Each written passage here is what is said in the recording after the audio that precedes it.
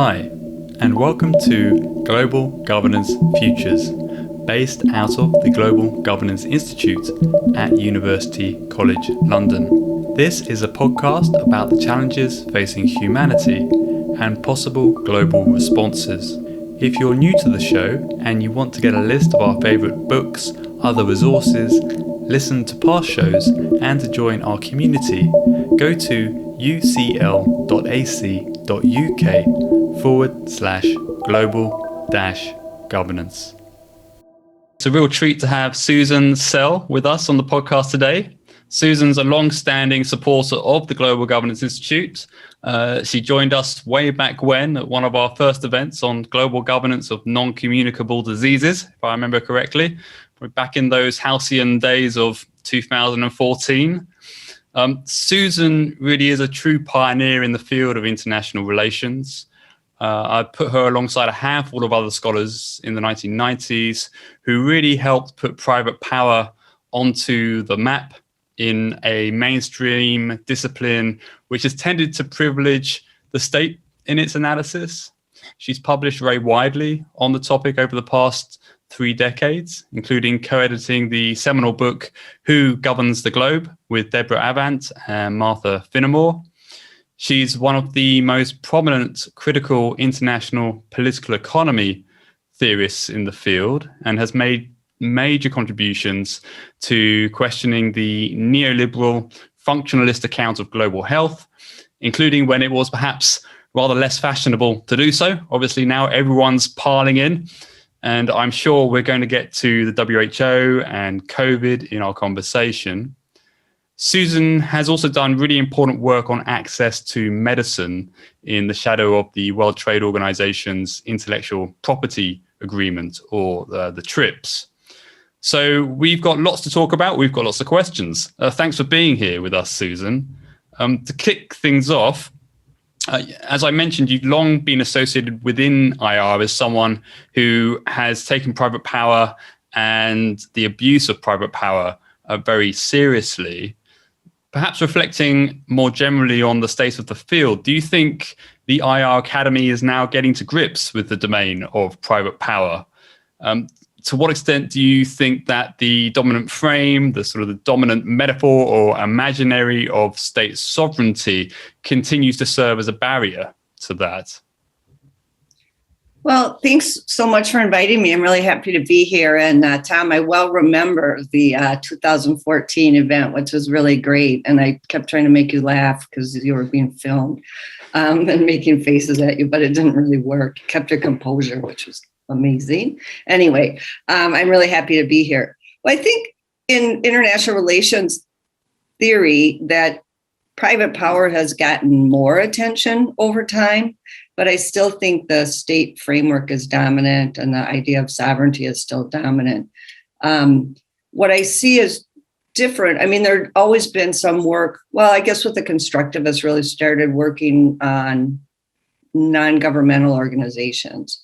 And so that work was out there, civil society, especially people like Sidney Tarrow had written important work, and Snow. And so there was a lot of good work in that space of mobilization of non-state actors, but not so much on corporations. I mean, I can think of very few that were writing about it. Bob Gilpin, of course, Robert Gilpin had written about it.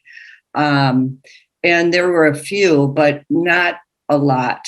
And so I think that space has opened up in the late 90s. There was an important book by Virginia Hoffler, Claire Cutler, and Tony Porter on private authority.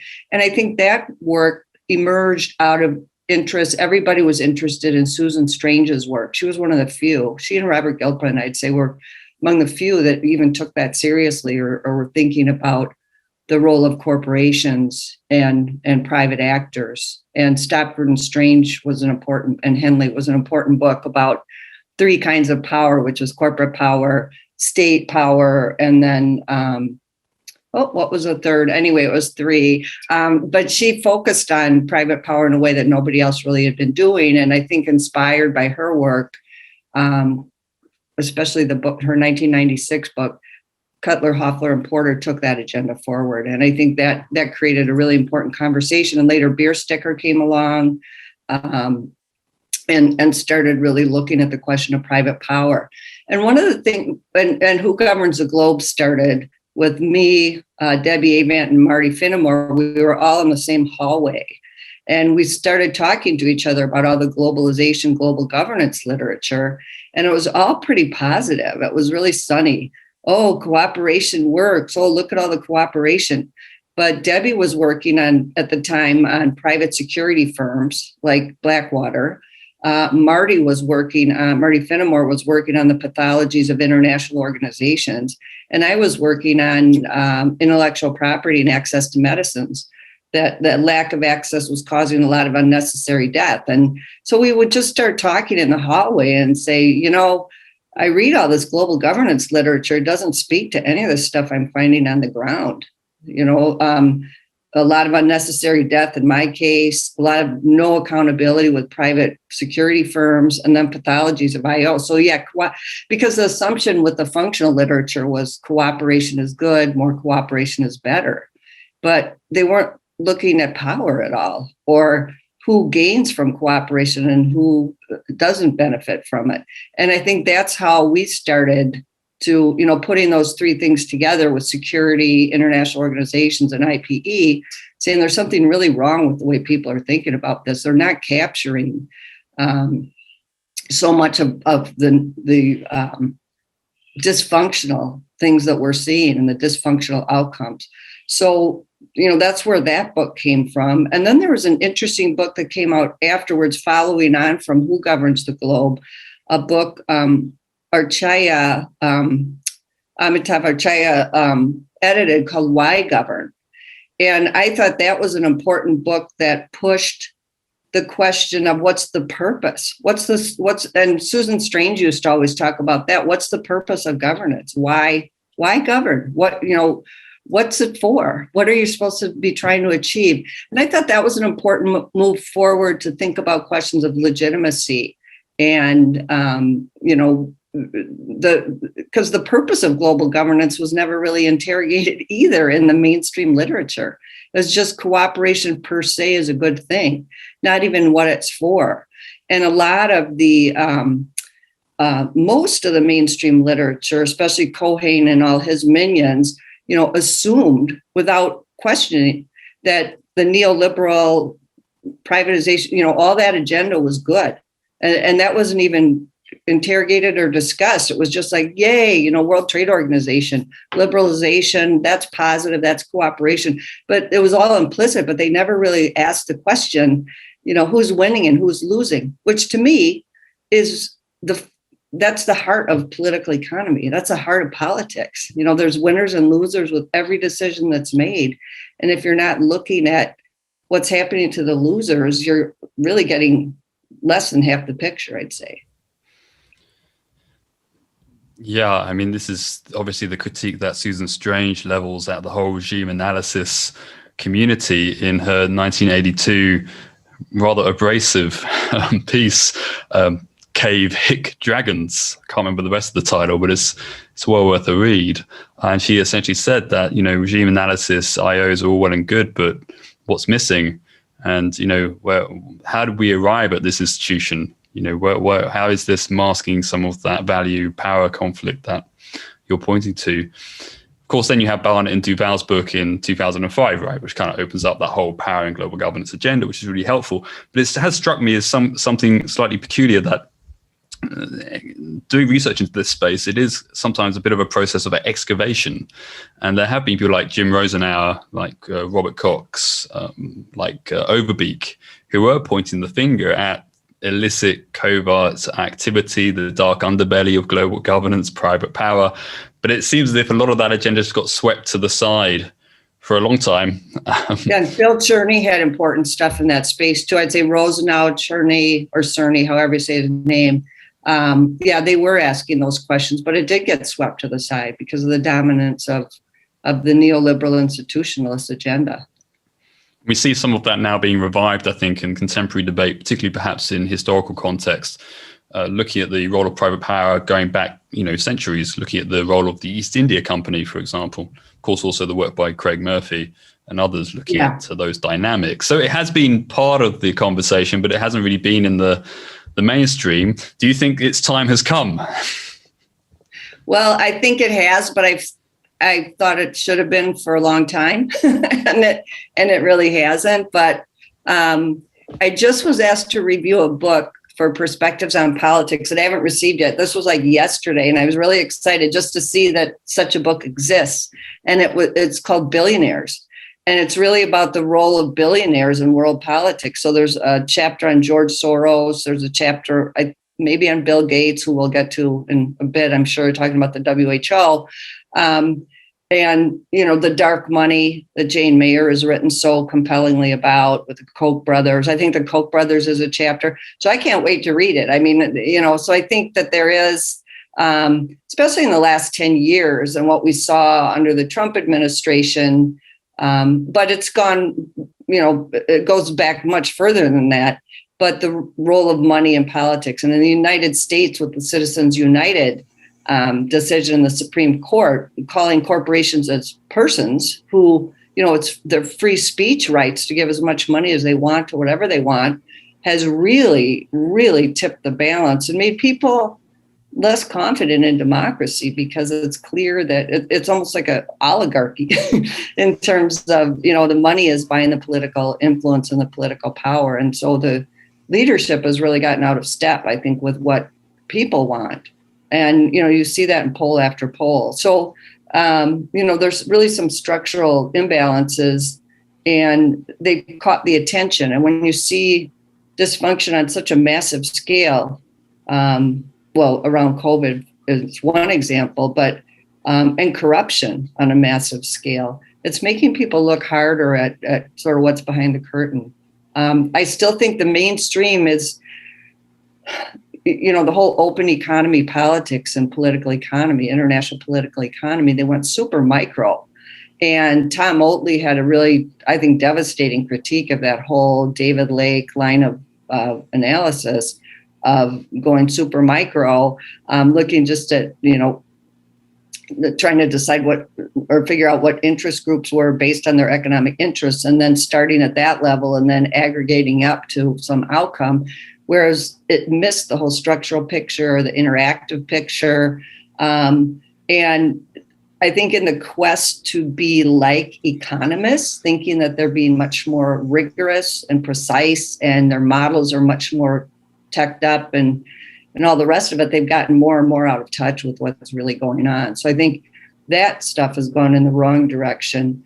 It's subject to quite a bit of critique at this point, because it's very clear how much they're missing, like the global financial crisis. There are contagion effects that you can't pick up from a super micro analysis. And I think the world is kind of pushing back against some of that type of analysis. And I think there's a recognition, at least among some, that a more structural perspective is necessary to, in terms of political economy, and OEP will only get you so far.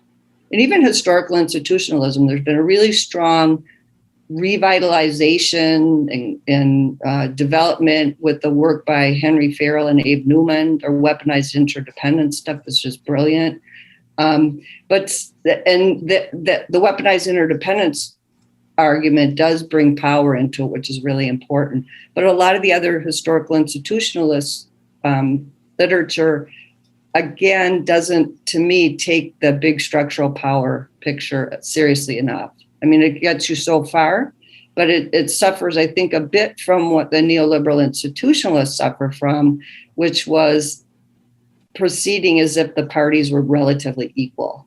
And it's just who has the better regulation, who has the better legislation, who has the better way of dealing with competition policy, and that's going to prevail. Well, that's true when you're talking about the US and the EU, but when you're deriving analyses of global politics based on the US and the EU and maybe Japan back in the day, which is what neoliberal institutionalism did and historical institutionalism does to some degree, you're going to really miss the the pervasiveness of wildly asymmetrical power and the outcomes that come from that you can't really explain by the excellence of their regulatory framework or how strong their institutions are. It just doesn't capture that at all. Gabon could have the best legislation or regulation in the world, but it's not going to prevail because it's Gabon. It's not one of the big powers. So I think that's where, and I always found Susan Strange so interesting because she was a funny combination of realism, meaning state power, the powerful states get their way, but also looking at non-state actors, business in particular, and the role of corporations. So she was a really interesting combination that I think opened up a lot of, and she was ahead of her time, certainly on the casino capitalism and the GFC. It still has a lot to tell us. But she was one of the few that combined realism and, without being a Marxist, combining realism and the focus on power and asymmetrical power, but also then with non-state actors. So that's why I found her work so inspiring. There does seem to have been a bit of a retreat from the macro systems perspective, but perhaps that is being revived by Oatley, which I think is a fantastic piece, and the weaponized interdependence as well. Also people like Shahar Hamari are doing really interesting work on global governance through state transformation. So I really think these are important interventions in pulling back and saying, look, what's the big structural picture? And they have different ways of doing it, but I think the work of Oatley, Farrell and Newman, Hamari are really offering very important interventions that open up a lot of questions and a lot of research agendas for people in a way that speaks more to the pathologies of our time. And I think they're helpful. As contrasted with, I'm sure it's all it is, but there's a fad going on now in the United States. Political science, it's all about experiments and going even more micro. So I'm more interested in looking at structure and then trying to trace the mechanisms where structure becomes translated into the micro, and then things at that level feed back into the structure and lead to structural change. So it's that movement, it's that dynamism. And people like Dan Nexon and Patrick Jackson have done a lot of work on process ontology, and I think that has a lot to tell us as well. So there are very different ways of thinking about things, but to me, what's exciting about all those things I'm mentioning is that it's opening up a lot of different agendas for younger scholars. Because I can't tell you how mind-numbing it was during the 1980s as a graduate student to have to deal with the neoliberalism, neorealism debate. And then in the 90s, it was constructivism versus rationalism debate. And at the end of each of those decades of a lot of wasted graduate student time, the main protagonists of those debates say, oh, there's really not that much difference, or we can find ways to work together, never mind. And then it was on to then it was OEP, in the 2000s. So, I get a little tired of that. And I also appreciate that old essay by Susan Strange you mentioned about these fads, and they just completely dominate the mainstream. And to me, there's so many missed opportunities around those kind of fake grand debates. There's some stuff at stake with them, but boy, oh boy, what a waste of time a lot of that stuff was. I mean, constructivism has been a positive, it gives all these perspectives offer us something, right? I'm completely let 100 flowers bloom, look for the right tool for the job you're doing.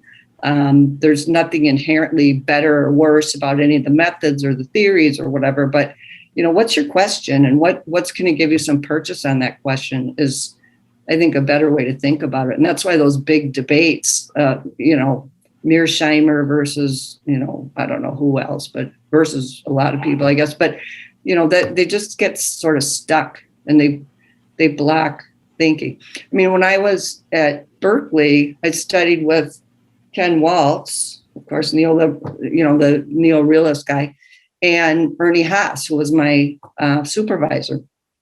And Haas was much more of a constructivist. He called himself a pragmatic constructivist, but he was the role of ideas and believing, interested in change, explaining change. And then Waltz was, what are all the things that endure? And, as graduate students about to take the international relations comprehensive exam, we're like, oh my God, who are we going to make mad? Writing these exams. But, I learned both of them had a lot to offer, and they weren't stuck in some grand debate with each other. It's what happens out there in the field and what people do with these things. And, I felt really privileged to be able to study with both of them.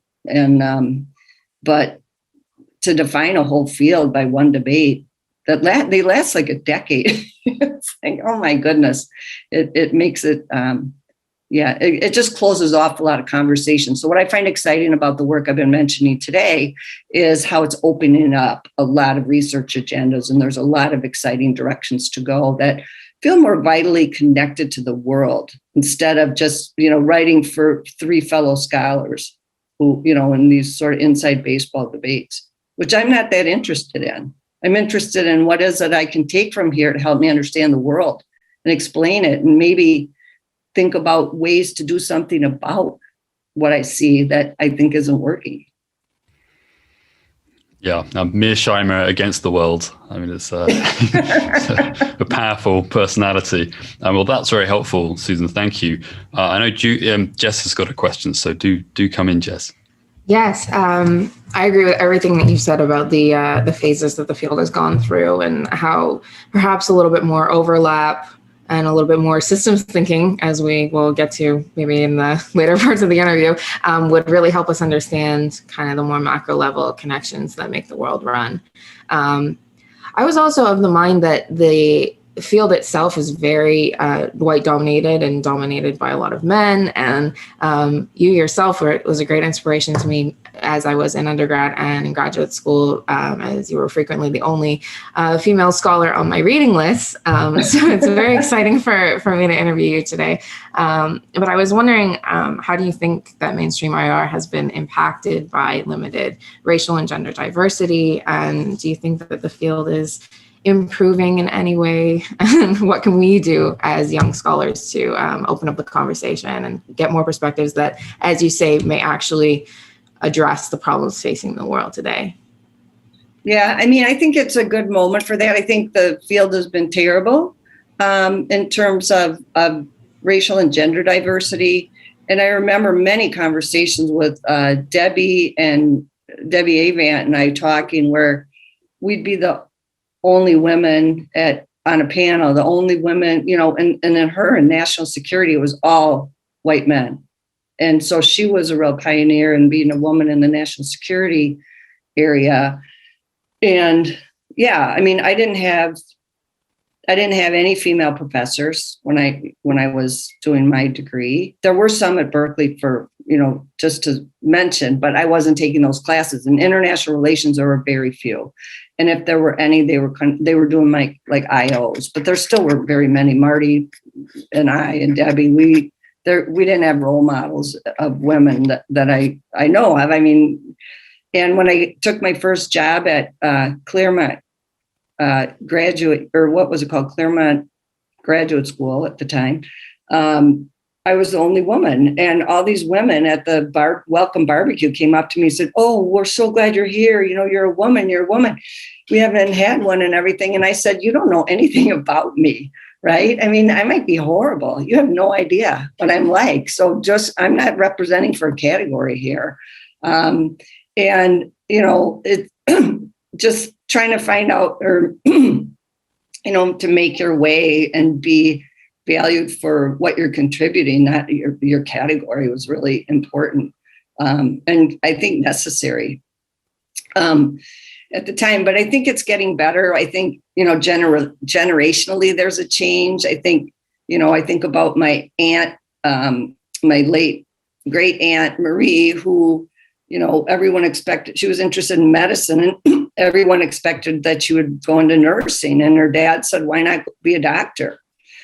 And I think of, and she became a doctor, but I think of those women opened up doors for me. And I like to think that I've opened up some doors for women. And going forward, I see a lot more women in the field, and I see a lot more women doing different kinds of work. And it's getting better, but we still have a very, very long way to go. And I'm hoping, in terms of what matters in the world and what people care about, I'm hoping that it's funny for me to think about, because when I was going through grad school in my early days as a professor, or, as a starting out assistant professor, feminism was considered to be super marginalized. It was a really marginal in the field.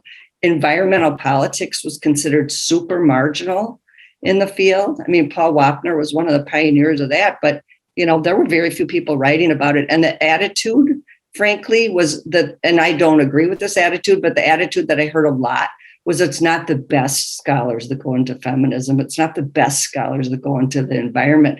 And now I see the world that they were onto the really important I didn't share that view, but I heard it a lot. And, there's like hierarchies of what you do in IR, and security was at the top, and then maybe political economy below that, and below that IOs. But, people really poo-pooed the early stuff on environment, not because it wasn't important, or it wasn't good, but there was this real hierarchical attitude of what we should be studying and what's important in the world. And what I find now is a vindication of people that were working in feminism, people that were working in, gendered international relations, which, and also the post-colonial stuff, and environment. Those are the really important things in the world, and those people were onto something, and they were pioneers, and they were onto some really important things where, we're not talking as much about the throw weight of missiles today as we are about, destroying the planet, or the fact that in this pandemic, Kamala Harris has made a big point of this, but in the pandemic, a huge percentage of the female workforce has stepped out of the workforce because the kids are taking their classes on Zoom. They're staying home. They can't do a full-time job with their partner having a full-time job, with the kids learning remotely, the kids at home all the time. There's been a huge exodus of women from the workforce, which is devastating on a lot of levels. So I think that the world is finally catching up to some of those scholars who were not ridiculed, is a wrong way to say, but not respected.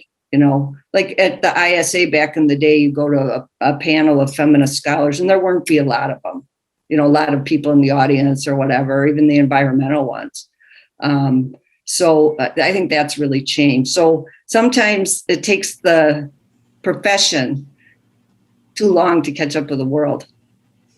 And so, with Black Lives Matter and all the rest of it, I think going forward, this is going to open a lot of new agendas, and also more appreciation of the pioneers who have laid the groundwork, people like Paul Wapner, and people that have laid Cynthia Enlow, people that have laid the groundwork for really Antickner, important gender, important environmental, and then the post-colonial literature too. And J.P. Singh has been writing a lot of good stuff on race. And, the profession is starting to catch up with them. But what's happening in the world is happening. And we as scholars need to be able to understand it, explain it, come up with ideas to improve it. So I think there's a lot of opportunities to take it forward, but the profession's too slow, but the world is pulling us along. Few people saw it back in the day, but not enough. But now, now it's okay. Now it's like safe. It's respectable to pursue your career in environmental politics. That's a good thing. It wasn't considered that way. It wasn't, it was sort of minor.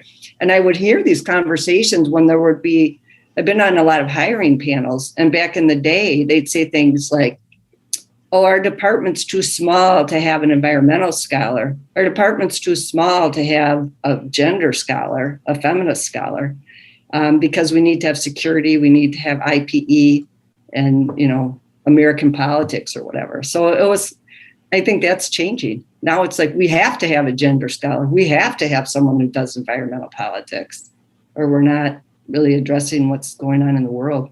So those are positive changes, but I'd say still too slow.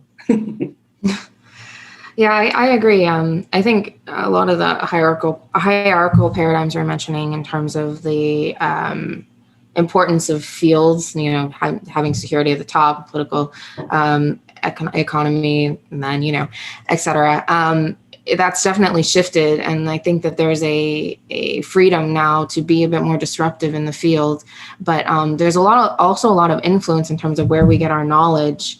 And that actually links back to our conversation about private power. So how do you think that the influence of academics has changed in the last few decades in terms of work and research having real impact on world order and structure?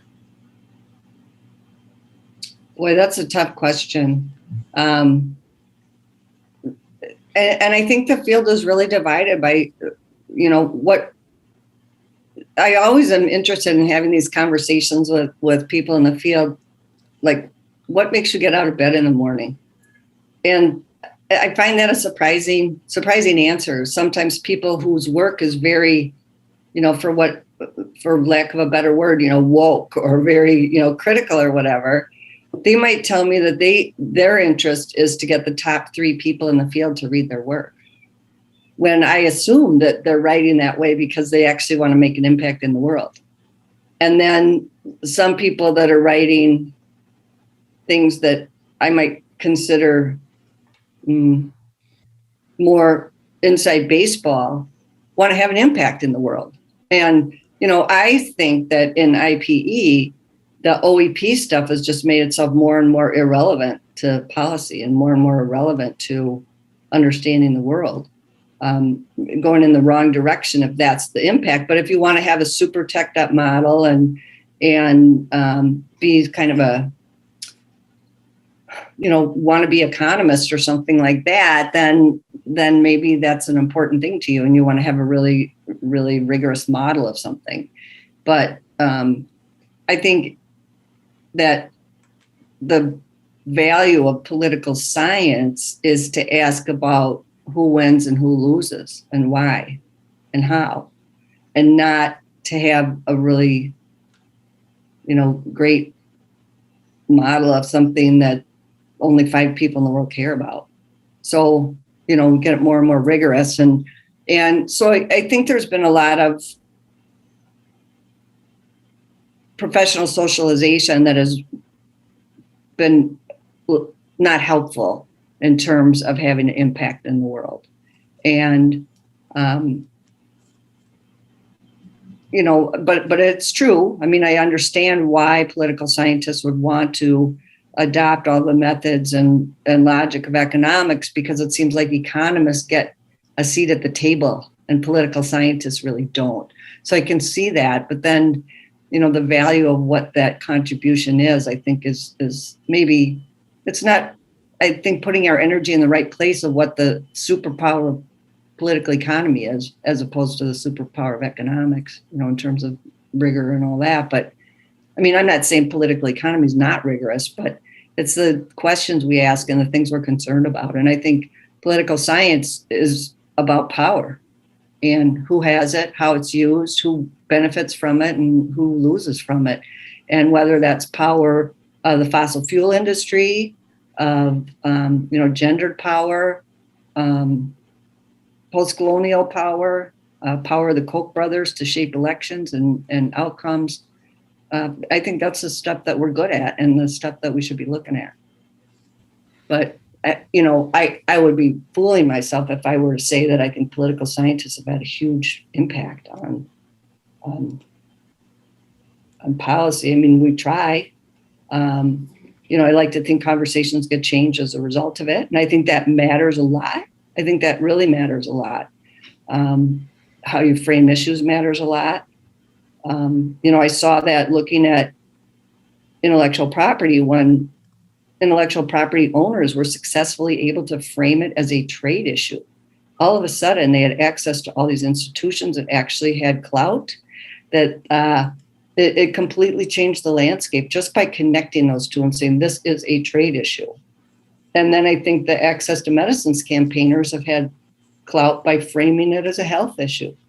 Now you can't have a conversation about intellectual property without talking about public health.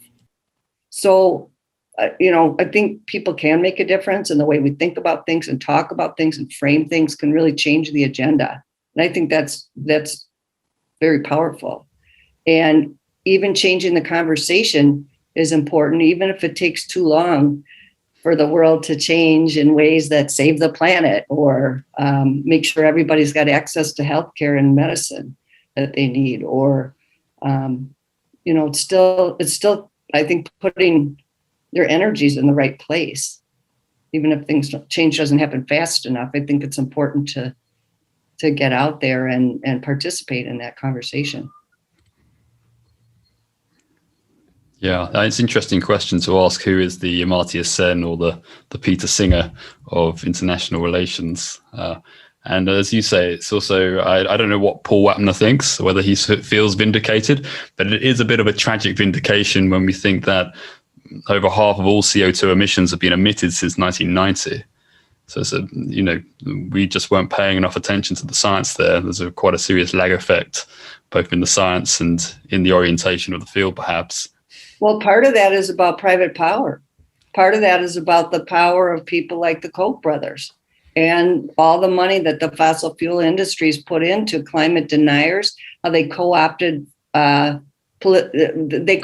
academics to go out there. And I mean, I remember many years ago, I was on a panel with Paul Wapner it might have been 1993 or something. And it was something in Maine, a tribute around environment stuff, a tribute to Edmund Muskie, been a senator from there, whatever, who actually cared about the environment. And I was on a couple environmental panels because I'd written something in 96. So I ended up on some environmental panels. And I was at this one where a young guy, he was the father of an infant or a little baby, and he was a climate scientist, and he was someone who was sounding the alarm.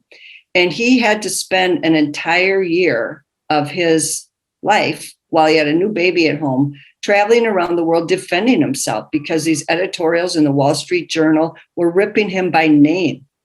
And this was in the early 90s. So that was he was almost in tears telling us this story. Like, when you're an academic, this isn't how it should be. And he had science on his side and everything, but this very powerful, very well-resourced campaign against him personally for being right about climate. It was harrowing to listen to his story. And that's been going on. I mean, that was early days, but they kept with that strategy in the Wall Street Journal editorial page. And I mean, it was national, and they just trashed him.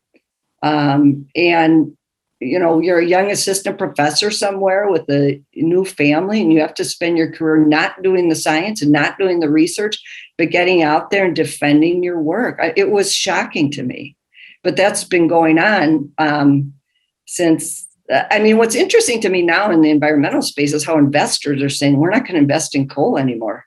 I mean, it's money that's changing it at that level. I mean, people have been out there trying to persuade and doing good science since they found the ozone hole, for Pete's sake.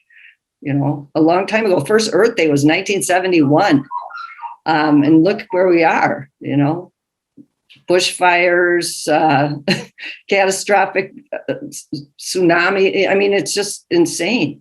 But we've been way too slow. But part of that, again, is private power.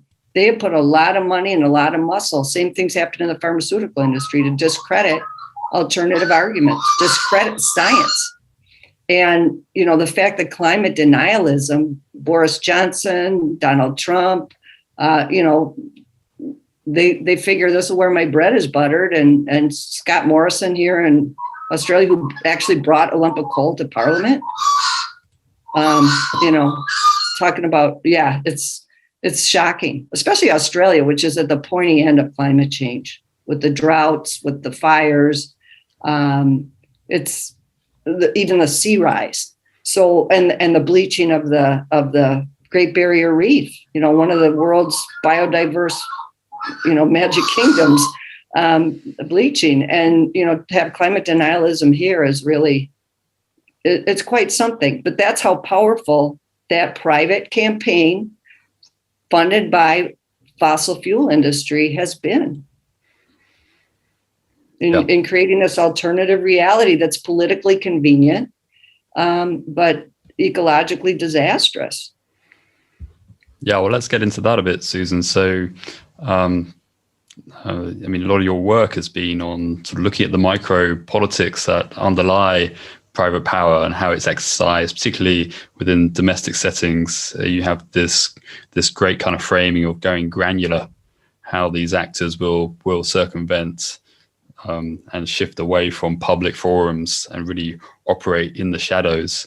And indeed, there was an article today in The Guardian, some leak revealing that Monsanto Bayer now had been pressing the US Trade Office to force the Mexican government not to ban glyphosates. So it's very interesting dynamics, very hard to research though, perhaps one might suggest, but you've had a good stab at it. And I mean, thinking about your research on access to medicines, why is it that these international instruments like the TRIPS agreement really do end up being pretty ineffectual in preventing health harms? There's probably a range of different factors. I mean, which one would you weight as perhaps most significant in terms of trying to really understand why these international agreements, these international organizations just fall down when it comes to actually to protecting these vulnerable groups and ensuring they have access to basic public goods, including generic medicines? Well, I mean, I would go back to the question of asymmetric power, and I go back to the question of private power. And, because I'm often the only political scientist on a panel of lawyers. And I can't tell you how many times lawyers are sitting there, and God bless lawyers, right? They've got their superpowers and they're important, and they've been very important in the Access to Medicines campaign. But some of them will be looking at the black letter of the law. Look, Article 7 and 8 of TRIPS. It's like, for national, for development and technology transfer. Why don't they use this? Why don't they use compulsory licensing? Why don't they use all these flexibilities? And my answer usually just has to do with the fist and the pounding. But here's where sovereignty does matter, because you need, as a private actor, like I'm a pharmaceutical firm, I need the United States to represent me in the WTO, in the WHO, right? I can't just walk in there and say, yay, you have to do what I want. But they've gotten, the US government certainly to go on board. And the fact that the US government is a very powerful state internationally, it's got a big economy, that matters. That matters a lot. So what the private actors in the United States want is going to have a lot of impact globally. And that's why, And so a lot of the reason that they don't do, there's multiple reasons why they won't implement flexibilities. Some is that they've gotten tethered to TRIPS Plus agreements through bilaterals and plurilateral agreements. They're asked much more strict requirements that are way beyond what TRIPS requires them to do, and remove flexibility. So that's one reason. But another reason is that it's usually trade ministers that are at the table and not health ministers. And when they can say, well, we're going to get market access for, for other goods and the things that we export, we can bite this bullet, because on balance, it's going to be better for our economy. They can be promised carrots. Foreign investment will invest in you if you adopt high intellectual property protections. And I think in the case of Jordan, that was one of the first bilaterals that had really stringent intellectual property. I think what happened is they did get investment, but it was all subsidiaries of multinational corporations that were in pharmaceuticals that were controlled in the United States. So yeah, investment, but what are the spillover effects for the economy at large? Is technology being transferred? Probably not. Another big issue, I think, around why they don't is because a lot of the development pathway in the last 10 years anyway has been to be part of a global value chain. And if you want to be part of a global value chain, one of the requirements for that may be that, well, you better protect intellectual property. Do you want to be part of this global value chain, even if it's going to be at the bottom end of the manufacturing and not get a huge amount? Well, it's better than what we had. So, I'm not going to make them mad. I want to be part of this global value chain. I want to, and then there are some cases in which China, for example, has gone pretty much whole hog on intellectual property protection. Now, if you listen to US policymakers, they'll say, oh, no, they're stealing all our stuff and they're cheating and they're not respecting it. But in fact, the central government is very committed to it. And I think they're going to adopt all the bad habits of the West. They want to be on the side of the table getting the royalties. So they have really trained up their people. They've got these IP courts. They become incredibly litigious, even within China, about intellectual property rights. So the sectors that they're strong in, they are being very forceful about their intellectual property rights. So, they've sort of seen what we did, the US did, and, got rich from doing that. They're doing the same thing. So yeah, there's still breaches of it and all the rest of it, especially in poor areas, because there's so many different Chinas, right? But in terms of the central government's commitments, they are all in now. So they're not going to be the avatars of access, and, they're not going to be what Brazil used to be before Bolsonaro. So, yeah. Gosh, did I answer your question? Yeah, I think so. That's very interesting. The insights from China, something to keep an eye on there. As you say, it's quite a challenging context to make sense of, and scholars like Lee Jones and Shahar Hamiri are really working hard to try and get a sense of the state transformation dynamics within China. Of course, as you say, it's many Chinas within. Yeah, it's super complicated. I mean, yeah, I've been there a couple of times doing field work, and it's fascinating. But the more I learn, the less I understand, I think is probably fair to say. Sounds quite wise. So I know Zoe's got a question. Just wisely humble, I think. Yeah, so I was sort of wondering, how do you think that COVID-19 illustrates or maybe exposes the challenges and constraints that global health has to confront existing within the structural reality of neoliberal capitalism? Well, I think COVID-19 has really, I look at it as an opportunity, a hideous opportunity. The way that I looked at HIV/AIDS as a hideous opportunity. And I thought, there were some victories in HIV/AIDS campaign of access to medicine, but ultimately disappointing. And I see a lot of the same activists mobilizing around COVID, and with the young generation as well joining in, which is really hopeful. And I'm hopeful that this COVID's an opportunity to rethink some of these, the business as usual. And I'm heartened by the new director of the WTO, who has some real commitments around access to medicines and equitable health outcomes from Nigeria. But I still see the same obstacle, which is global pharma. But now it's not just, although global pharma is not a monolith anymore. It used to be more monolithic. Now there's some firms that are more open to flexible approaches, but most are not. Most are interested in the profit. And some will say, well, we'll give you a low price during the pandemic, and then after that, all bets are off. Well, that's not sustainable. But the fact that all these, powerful countries with pharmaceutical manufacturing capability are resisting a waiver for COVID products is really not surprising, but I find it horrifying. This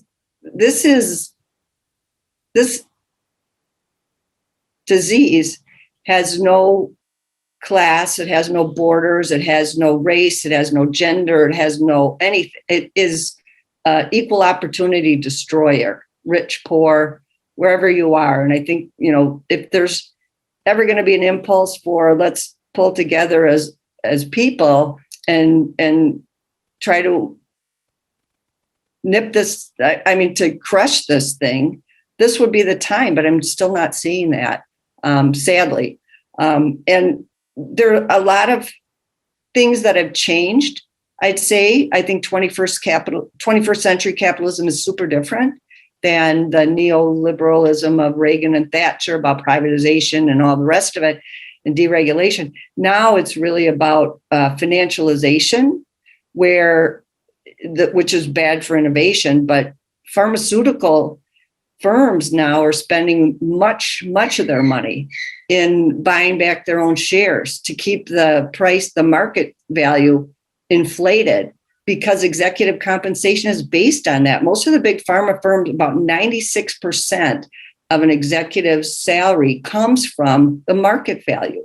So the incentive is to keep buying back these shares, not reinvesting in the company, but buying startups that have a blockbuster, or buying, just buying up things, not innovating, and to keep the value of the share price up, which is that's the incentives for the executives. I don't blame them. This is a structural problem. Financialization is a real structural problem that's harming innovation and harming competition. Another factor is the intensification of intellectual property ownership, and in combination. And then we've seen everything that happened with medicines, with the financialization, with the IP intensification. Now it's very much the case in medical devices. So there's ventilator stores in the United States. There was a firm that the government had contracted with that was a small firm that made ventilators, and they made them like they were portable, they were easy to use, and they were only cost $3,000. And it was a small company in California. They had a really good product. They got a contract with BARDA, which was a biological, I forgot what it was, but the government, biological defense agency, whatever that is, research and defense agency. So they got a nice contract with them. They made these ventilators for $3,000. And then that company was bought by a bigger one whose main business was ventilators also. They had a diverse portfolio, but they also made ventilators, and they sold their ventilators for $10,000.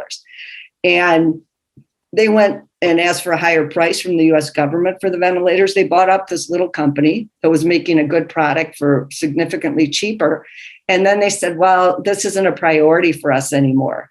So all of a sudden, the US didn't have ventilators. They didn't, that they contracted.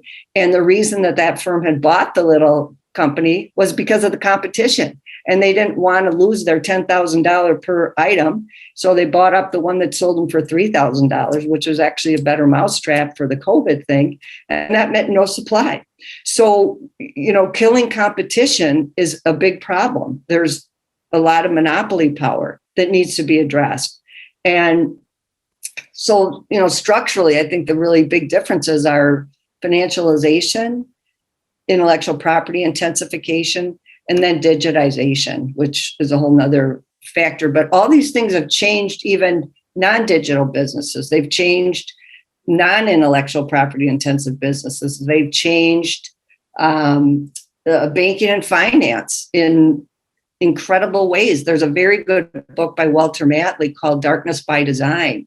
And it's all about how the use of algorithms and high-speed quick computing basically destroyed the New York Stock Exchange. And now it's dominated by a handful of banks instead of the old boys version of the stock exchange, which is a bit more equitable and not dominated by top firms. So there's a very good article or concept that a guy that founded Acer Curtis wrote about the smile curve in economics. And I think that tells us a lot about what's gone wrong. And in the smile curve of economics, if you think about a smile, on either corner of that, the top corners of that smile are dominated by intangibles. So it's brands, intellectual property, R&D, and then on the other side would be marketing, distribution, et cetera. So At the bottom of that, and in those areas are super economic concentration. Just a handful of firms dominate those ends of the smile curve. At the bottom of that smile curve are workers. And there's a lot of competition there for cheap labor in these global supply chains. So, Foxconn, they get pennies on the dollar for every iPad or Apple product that they produce, iPhone. They get pennies on the dollar. Apple gets a lion's share of the money. And one thing that's happened, because everyone now is also talking about shocking levels of inequality that have not been seen since, 1890s or something, maybe worse. What's happened is that smile has gotten steeper. After the war, after World War II, up until about mid-1970s maybe, the differential of value between those at the top of the smile curve, owners of intellectual property, for example, and those at the bottom, workers, because there were unions, that smile was not so steep. And executive compensation was not stock-based, it was performance-based. Is your firm diversifying? Is it selling good mousetraps? Are people buying them? And then workers were paid living wages. That is all gone. And now that smile curve is so steep, and it also has exacerbated inequality and the concentration of wealth at the top, 0.0001%, and immiseration at the bottom. And I think these big structural stories are part of, we hear, oh, everyone's worried about inequality. Oh, everyone's worried about, why aren't they getting the vaccine? Everyone's worried, but they're all part of this bigger story. And until we start to address even things like corporate governance, how do you compensate an executive? Not by share buybacks. That's William Lazonick, and a very interesting economist. He calls it a license to loot. Loot your own company, focus on shareholder value, inflate the value by buying your own stocks back on the open market. So it looks like they're really in demand. And in the meantime, you're not reinvesting in innovation. You're not reinvesting in the company, and you're not investing in your workers. So, part of the smile curve and the concentration at the top means you want to have a very small labor footprint. You want to have a very small physical footprint because you can get much more money. You contract out all the other stuff. So you have these global value chains. You have Foxconn at the bottom. So there's no competition, not much competition at the top, but at the bottom, there's ultra competition to the point where people can barely live on the wages they get. So, unions, we need to think about that again. But there's some real structural pieces of this that need to be rethought, reimagined, and revised, or, tinkering here and there is not going to change this big picture. And I think the majority of people today feel like the big picture has gotten really out of whack, and that it's not good for the planet, it's not good for humans. And so I think it's really important to have this big structural picture on top of which all this other stuff sits. And if you don't go deeper in terms of reforms, it's just going to be, rearranging the deck chairs of the Titanic. To just pick up on what you said about vaccines as part of that, I know it's just an example, but in terms of structural, how am I going to phrase this? In terms of structure of trying to fix that broader picture, what do you make of the way that vaccines have been distributed? Because on the one hand, you have the EU and the UK squabbling over, well, you said this and now I'm going to do that, and acting like children, basically. And then on the other hand, the UK having bought, just off the top of my head, like 10 times the amount of vaccines they need to vaccinate the population, and saying, yeah, we're going to donate everything extra to countries that need it, which seems like a step in sort of righting structural inequalities and not quite leveling the playing field, but trying to level things up. How genuine do you think that is? Maybe I'm being a bit cynical, and sort of like what do you make of that as a step towards having COVID-19 as maybe more of a hopeful, not business as usual? Well, that's not enough. Vaccine nationalism is a disaster, and most of the rich countries have way more than they need. And, that's partly what the waiver is all about. The waiver is not a panacea. The waiver is not going to fix everything. But what you do need to do, and what I think is important about the waiver, is to increase the production capacity. Because if the global South doesn't crush COVID, we're all going to get COVID. I mean, we are all in this together. There's no way. We've seen it. It's globalization. It's spread. It's everywhere. So the idea of the waiver is to relax some of or double down on the flexibilities, relax some of the TRIPS requirements to scale up production and manufacturing. That's the whole idea. We've had shortages partly because of supply chain failures, but we've had shortages and partly that's because there's a lot of patents on N95 masks, I'll tell you. And there's only about 4 big companies that make them. So, they're all part of this larger picture I'm painting. But we have to be able to increase manufacturing capacity, whether it's masks, whether, any kind of PPE, whether it's ventilators, whether it's vaccines, whether it's treatment, testing, all that stuff. And the waivers, I think, are important for that, to increase production capacity so that, any company that has the capacity to make it, they need the know-how, they need to know, they need to have access to the information that they can roll this stuff out. And that is in everybody's interest. And that's why, I was just looking over yesterday, some of the statements from the International Federation of Pharmaceutical Manufacturers saying, oh, this will crush innovation. We can't have a waiver. It's going to destroy intellectual property. No, it won't. And they've been doing just fine. Profits have been through the roof. But they've been making that argument since the 1970s. It's all about innovation. Well, financialization has really crushed innovation in a lot of important ways in the pharmaceutical industry. They don't have much stuff in the pipeline. The stuff they do get, they buy because somebody else was making it, not the big pharma firms. So, that's a disingenuous argument. And they used to, yeah. So, and then the language also, which now it's all about innovation. And they're saying, oh, look, we've made these vaccines in record time. That's true.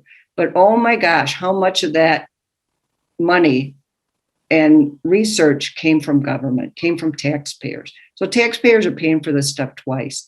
I read this fascinating thing. I think it's called the mRNA. It's a technology they're using for one of the vaccines. And the New Yorker had this long article of a scientist who had gotten interested in this technology back when the first Ebola cases came out. And then he was a government scientist. And then they kind of shut it down when Ebola came and went. But he didn't let the bug go. He kept thinking there's something to this technology. Well, partly because that was developed over a long period of time in a government laboratory, it was ready to roll. And, pharmaceutical firms don't want to be transparent about how much money they've invested in things versus what governments have invested, or how much of the research was actually done in federally funded, public funded programs, so that they can charge their super rents. But if they were transparent about it, especially like in the United States, to say, wait a minute, 80% of the value of I'm making up a number, but 80% of the value of this thing actually came from me, taxpayer. Why do I have to pay this money for this? And why isn't it available to me when I was 80% of the answer? So they don't want that stuff to be known. And I think, that's another, to me, it's kind of low hanging fruit, but they're going to resist it like crazy, but low hanging fruit in terms of transparency. They don't want to be transparent about how they price their things. And, the Gates Foundation has stepped in, but I think people in the access to medicines community realize that philanthrocapitalism is also not the answer. It's more of a, relying on these billionaire philanthropists is more of a recognition that the public system has failed. And it's not sustainable, because what if Bill Gates decides he's interested in something else all of a sudden? It's just not a sustainable approach. And, as much, I give him props for donating or investing a lot of money through his foundation. Very generous, I'm not going to, but he's undercut the power of the WHO. He's undercut the WHO. It's more, Gates gives much more money. I think a huge part of their budget comes from the Gates Foundation. So their hands are a bit tied because they can't tick them off because they need the revenue or the funding. Even if it has strings attached, they need it because governments have stepped away. But one thing I hope, a lesson that's going to come out of COVID is in many cases that,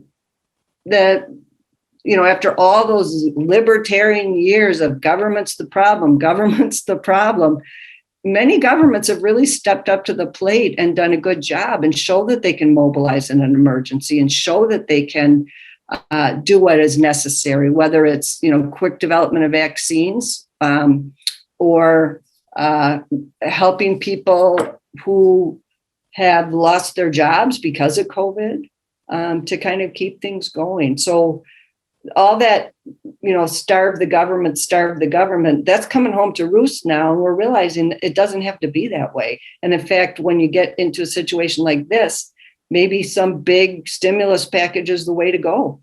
Maybe governments can actually do this with competent leadership. We're not helpless. We can't just, we're not relying only on the private sector right now. Far be it from that under COVID.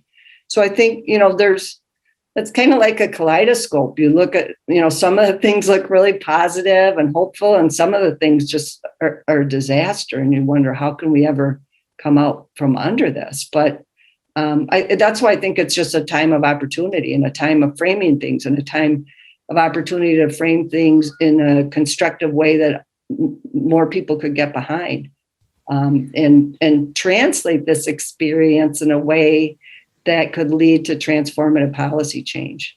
I think that's an opportunity.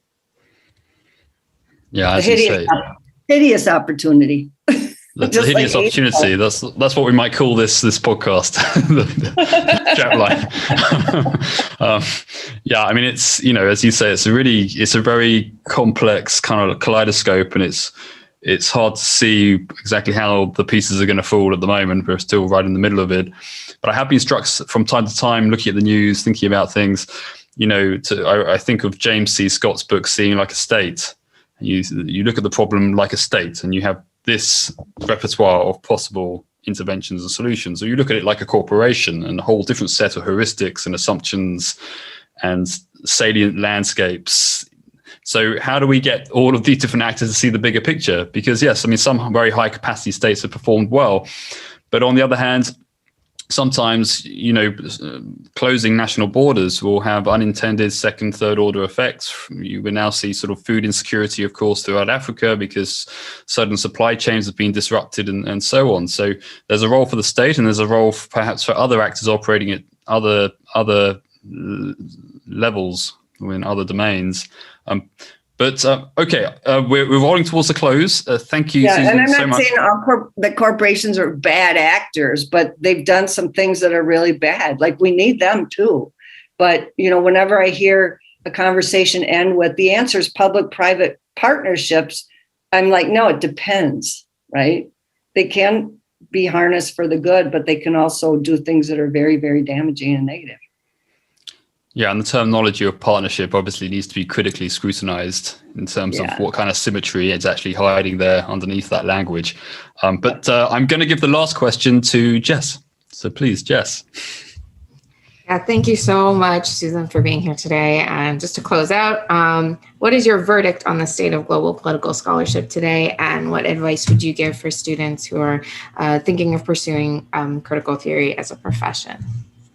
I would say that it's getting better.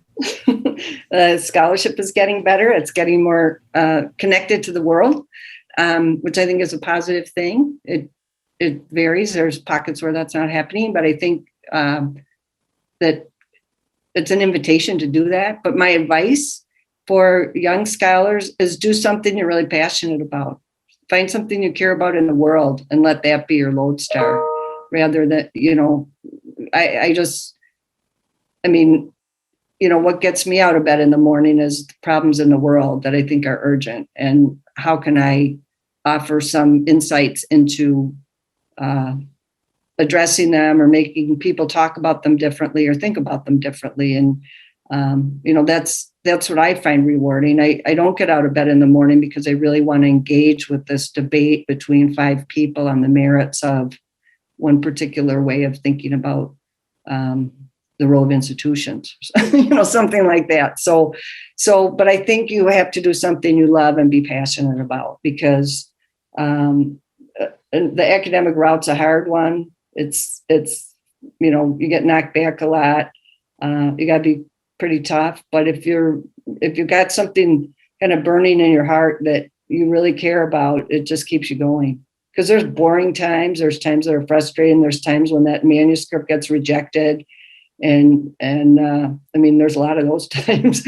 But I just think do something you're passionate about, find that, and then keep going. But I think critical scholarship needs to be informed by things in the world and not criticizing another scholar because you don't like their argument.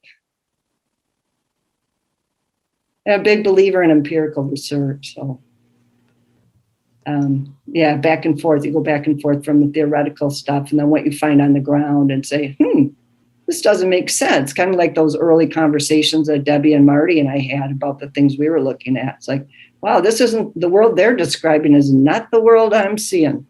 And that gets you started on a whole bunch of journeys. I'll tell you one more quick story, which has been a super fun thing for me. And when Owen Williams and I did a special issue of Review of International Political Economy on capitalism and structural kind of arguments about global health, it came out last year. And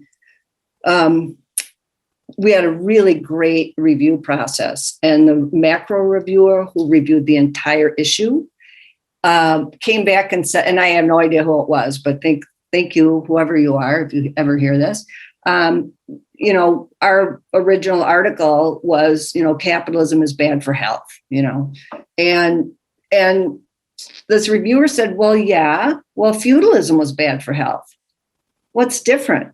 And that got me onto this whole journey of trying to figure out, because I was like, it isn't Reagan and Thatcher capitalism. That's not what we're looking at. This is not the neoliberal capitalism of the 80s and 90s. Something's different. What's different?